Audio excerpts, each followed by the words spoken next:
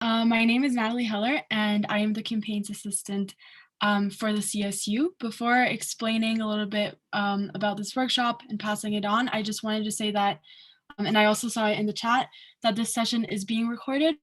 We're doing this just because, it is a day of the week, some students have class, so if there was anyone who wanted to attend but wasn't able to, they can always refer back to the recording, and that way you guys can also have it as a resource, as we will be discussing like very practical information.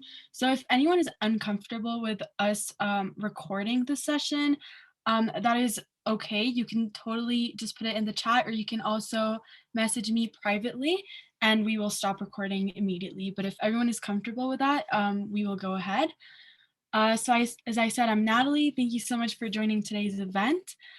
This is part of the workshop series for Anti-Consumerism Week, which is basically an initiative by the student union, and we want to empower you guys to be able to have a more self-sufficient lifestyle. So today, as you may know, we have CSU's off-campus housing and HOJO here present to give us some information about if you can refuse your rent increase, how to go about it, how exactly to do it. I'm sure we've all been in that situation or in a very similar one. So without further ado, I'm gonna pass it on.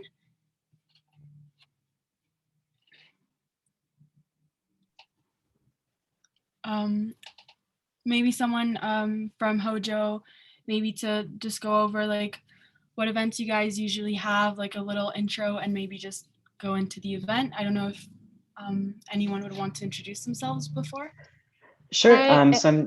Oh, sorry. Go ahead, Safreen. No, that's fine. Hi, everybody. My name is Safreen. I'm here with my colleague, Alex. We work at the Housing and Job Resource Center, and we just help students get acquainted with their rights and responsibilities as tenants in the city, as well as helping them with their employment rights and regulations. And today we're going to be doing the Refuse Your Rental Increase workshop.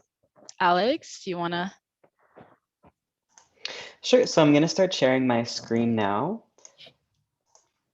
Yeah, so as Safreen mentioned, my name is Alex, and I'm one of the assistants working to help students and community members at HOJO. And today the focus of our workshop is going to be learning about your rental increase and then also how to respond to it. So the agenda for the workshop today, first we're going to cover the rental increase notice itself, how to apply to the notice of rental increase, your legal recourses as a tenant, and then a really useful tool to kind of figure out what's going on with the rental increase, which is the calculation tool. And then also some methods of community aid and rent control in Montreal, so transferring your lease to keep the average rents low. So the first thing to know is that if the landlord wants to increase the rent, they have to give you a written notice of rental increase, and they have to give in within a specific time frame. The notice has to be sent by registered mail or hand delivered with a proof of delivery. So however the landlord decides to send you this notice, they have to be able to prove that they sent it to you and that you received it. And as a tenant, it's important to be aware of the conditions of this increase as well as your rights and options. So this is an example of a notice that's sent to tenants. So some of you may be familiar with the Régie du Logement, which is now called the Housing Tribunal of Quebec. So they just rebranded this year. So this is their basic template, though sometimes landlords will kind of freestyle and create their own, but it contains this general information every time. By law, the landlord has to increase the rental, increase. Wow. The landlord has three options to increase the rent, right? They can tell you they'll increase it by dollars. So example, your rent is going to be $525, or they can increase it by percentage. Your rent will be increased by 5%, or they can tell you the amount of increase. So it would be increased by an additional $25 or $50 a month. So how do you reply? So this is also from the tribunal's website, and it's a template for a tenant's reply of a notice of rental increase. So you have a few options in this situation. You can reply by saying, I accept the renewal of the lease and its new conditions, meaning that you will stay in the apartment, and when your leasing period finishes for the next leasing year, you'll be paying the new rent. You can also say, I will not be renewing my lease and I will vacate the dwelling upon termination of the lease. So let's say if your lease goes until August 1st, you'll be leaving on August 1st, and then someone else will sign a new lease with the landlord. And then the third option, which oftentimes landlords might not let you know that this is a possibility, is to refuse the proposed modifications, so the rental increase, and you renew your lease. So you'll continue paying the same rent as before and staying in the dwelling. So what happens if you refuse your rental increase? If you do not reply to your rental increase within a given time frame, it's assumed that you've accepted the proposed modifications to the lease. And if you choose to reply and refuse, you must do so via written notice within 30 days of receiving the rental increase. It's important to send your notice by registered mail, just so you can prove that you sent it within the right time frame and that the landlord has received it. And you will not be evicted if you refuse your rental increase. What happens if you refuse your rental increase is the landlord is allowed to apply to the tribunal for a rental fixation, but they are not allowed to evict you from your apartment. So if you're wondering whether or not the rental increase is justified, there are a few factors to keep in mind. So one thing to think about immediately is, has there been any considerable work done in your apartment or in any common areas of the building? So considerable work is anything other than basic maintenance repairs. Let's say, the window doesn't shut properly or the fridge stops working. These are all things that are covered in your lease already. So considerable work would be, let's say, replacing the window, replacing the fridge for a more modern one, anything that would cost money outside of basic maintenance of the unit, and major repairs in common areas of the building. So that would be, let's say, stairs, an elevator, the entrance or lobby of a building. So a landlord cannot increase your rent based off of any renovations that they've done in other apartments of the building, because you don't get to enjoy those spaces. And something else that's really important in this situation is that the rental increase will only factor in repairs that were done in the previous calendar year. So for this year, it would be 2020. The rental increase cannot account for any future repairs that are planned. So it doesn't matter if your landlord is going to, install a whole new set of windows in your apartment. It has to be something that was done in the previous calendar year. So there's a tool called the Calcul 2021, which is, well, they have one for every year, but it's usually on the tribunal's website. And this tool can be found for free on that website. You can download it, and you can always ask your landlord to help you fill out this document so that you can see where the rental increase is coming from.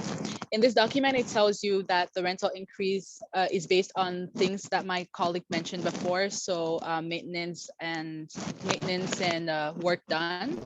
It can also depend on insurance of the apartment building, taxes around the neighborhood, etc. So everything is included in this document, and it's the best tool to ensure that your rental increase is actually reasonable. So in terms of the landlord's recourses in this situation, if the landlord believes that the rental increase is fair and justified, then the landlord does have the right to apply to the Tribunal Administratif du Logement, which is the new name for the régie, with the proposed modification. So the proposed modification would be the rental increase. So when you're applying to your landlord's notice of rental increase, using the template that we mentioned before, you can also propose to use the Calculations 2021 tool to come to an agreement for a rental increase. So though the Calculations 2021 is only a negotiation tool between tenants and landlords, it is a really good option to show your landlord that you are being flexible and you're acting in good faith. So you're really trying to come to an agreement. So let's say a landlord proposes a $15 rental increase. You can say, okay, well, I'll meet you closer to the middle and I'll accept a $7 rental increase based off of these factors. And I'm open to going over this document with you if you'd like. So it also makes you look really good if you were ever to go to court, because it shows that you're a responsible and knowledgeable tenant. So there are ways to find a few stats on your own. As I mentioned before, you won't be able to fill the complete document by yourself. There are some things that have to come from the landlord, but there's other information that you can find by yourself, such as municipal taxes. You can simply go on Évaluation foncière on Google, and you would have to put in your address, and it would tell you, it would bring you to a page that tells you how much the landlord has to pay in taxes for that apartment for the year in question. Another way you can also find school taxes would be to go on TFP taxes on Google, and it should tell you what the tax increase was for the specific neighborhood that you live in. So a question that we get quite frequently at HOJO is someone saying, I want to move out at the end of my lease. Why should I refuse the proposed modifications and renew my lease? So what's really important about this is that if you transfer your lease, the future tenant assumes all of the same rights and responsibilities as you. Whereas if you end your lease, the landlord can then raise the rent as much as they want, or let's say remove a right from the lease. So if you have the right to have pets on your current lease and your lease ends, the landlord can then decide no more pets in the apartment. So transferring your lease is also a form of rent control, and it helps prevent gentrification as well. So one of the cons in this situation is that you have to do the work of showing your unit to prospective tenants when you're transferring your lease. Though now with COVID, people are much more open to doing apartment visits over video calls, so it's a little bit easier for you. And again, if you do choose to transfer your lease, you can always contact us at HOJO, and we'll guide you through the process step by step. So section G is a section in the lease that lets you know the amounts that the previous tenant was paying in rent. If the section is filled out, the new tenant has 10 days after signing the lease to file at the tribunal for rental fixation. So let's say that the previous tenant was paying significantly lower than you. You have 10 days to apply to the tribunal so that a commissioner can actually calculate how much it takes to run the apartment, and you will be paying that amount. If this section is left blank, the tenant has 2 months after signing the lease to file a case at the tribunal for rental fixation. So this would happen in case you signed your lease, this amount is not put in, and then a previous tenant somehow tells you how much they were paying previously, then you would have 2 months to file at the tribunal. And if your landlord has intentionally lied and you found out that they lied from a previous tenant or someone who lives in the apartment building, then you also have 2 months from learning of the real price to file a case at the rental fixation at the tribunal. So if you're about to sign a lease, but section G is left blank, you have a few different options. So once your lease is signed, you can write your landlord a formal letter asking them to tell you the previous rent.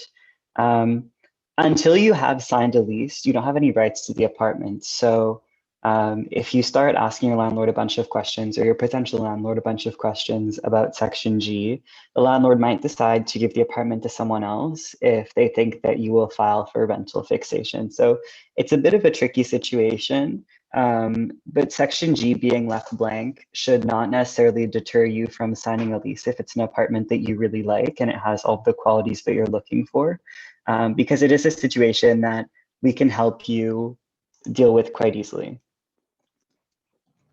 So filing for rental fixation, you've now found out that the previous tenant paid significantly less than you're currently paying. What do?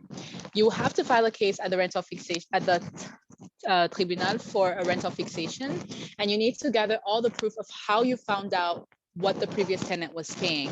What is written in section G, or what has the landlord has told you after you asked, what you heard from your friend whose partner used to live in the house, etc. You will need to gather all this proof to go to the tribunal, and then the tribunal will rule on your new rent and mandate your landlord to repay you the excess paid for the months before you knew the real price. It's very important that you pay the rent you have that you signed the lease. It's important that you pay the rent that was put on the lease until the tribunal decides what the new rent is going to be. So if you've already given your notice of non-renewal, a way to make sure the landlord doesn't raise the rent for the next tenant would be to leave a copy of your lease in your apartment when you leave so that they know how much the rent you were paying before. So obviously there's no way to ensure that your landlord won't raise the rent for the next tenant. Generally they do. There are legal limits put in place in Montreal to prevent landlords from increasing their rent too much, but usually I do try and make a little bit of extra money when they're signing a new lease. So if the landlord does leave section G blank, which oftentimes they do, it's very helpful for the future tenant if they have a copy of your lease, and they can also see the previous conditions of the lease as well. So that's the end of our presentation. I know it was a lot of information. We're here if you have any questions, comments, concerns. And we also work all week. We're open Mondays to Thursday, 10 a.m. to 6 p.m. and then Friday, 11 to 4. And it's always best to send us an email so we can open a case and then contact you to discuss what it is you're inquiring about. But we're still here if you have additional questions about this presentation. Yeah, so I'm going to stop sharing my screen now, but as Safreen mentioned, we'll stick around for 15-20 minutes to answer any questions you have. If you'd like to send your questions in the chat, if you feel more comfortable doing that, we'll read through it now. And if not, I'll see if we have the permissions to unmute you so you can chat with us.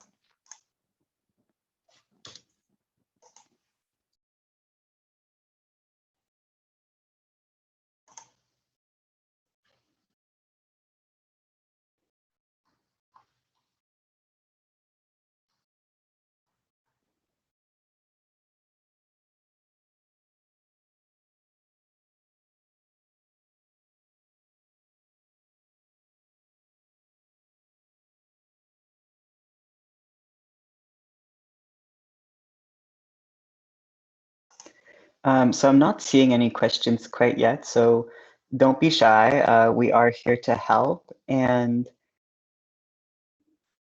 yeah, thank you, Natalie.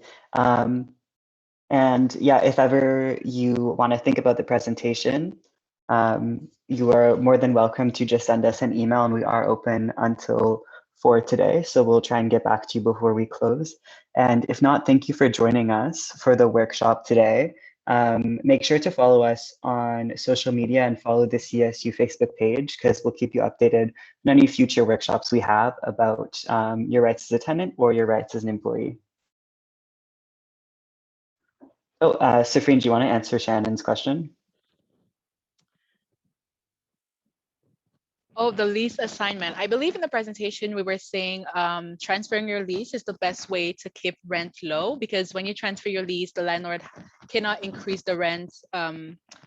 They can only increase the rent by a certain amount. I believe that's what we were saying, right, Alex?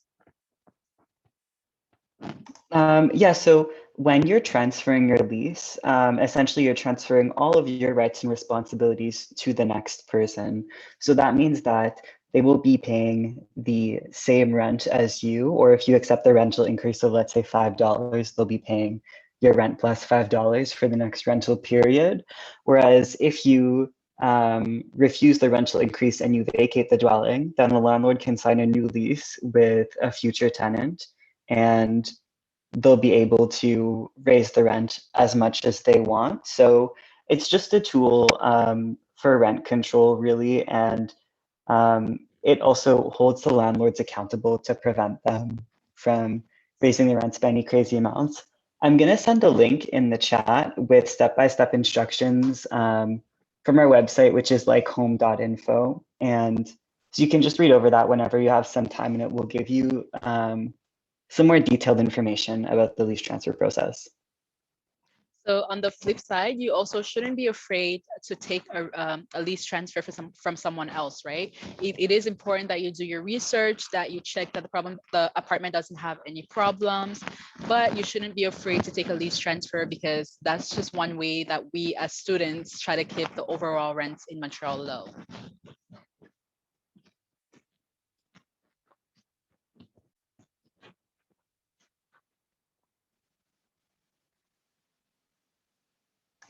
Yep, Shannon, so I'll send the template in the chat as well, if you just give me a minute to find. In addition, you can also find this information on the tribunal's website. They have great documents that can help you understand as well. But we're also open. That's our job. That's what we love to do.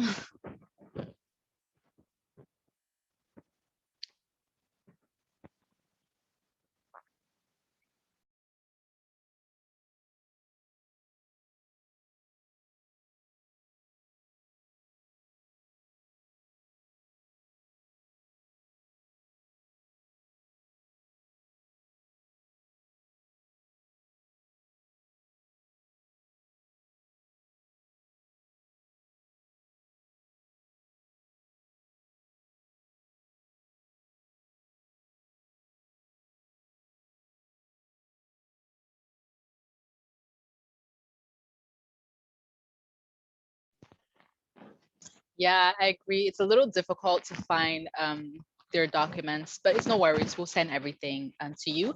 And then if in the future you have any other questions or you want additional documents, we will gladly find it for you. Yeah, I'm just currently tracking down the refusal template to send. Okay, no problem, Alex. Take your time. And yes, Juliana, we can absolutely do that.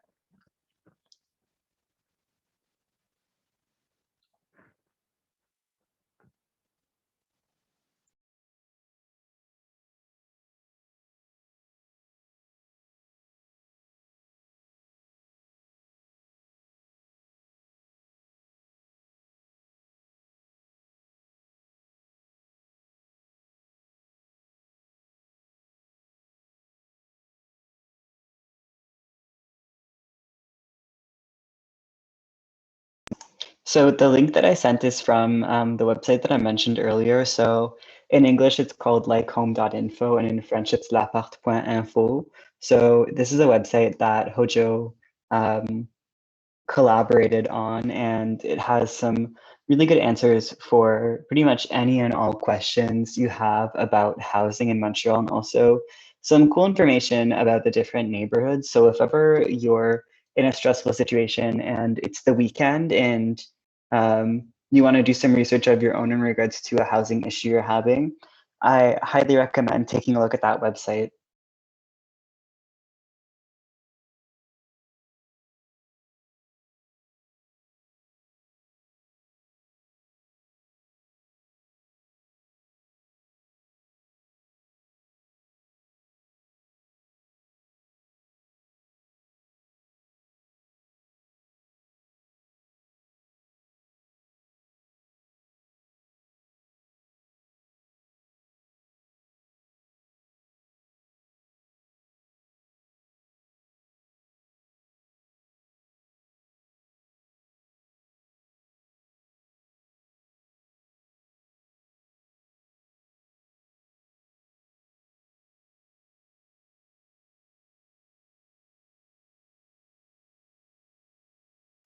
Thank you for joining us, Shannon.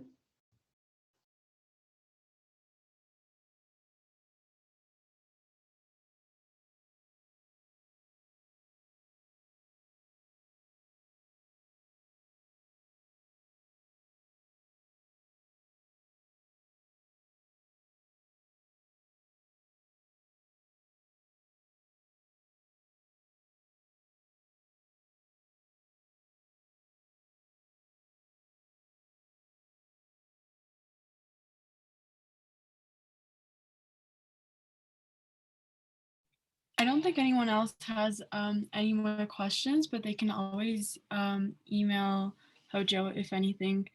But I just wanted to quickly thank you guys for hosting this workshop. I definitely learned a lot and I was able to write down a lot of info. So thank you so much. Of course, I'm glad that we were able to help inform you about your rights as a tenant.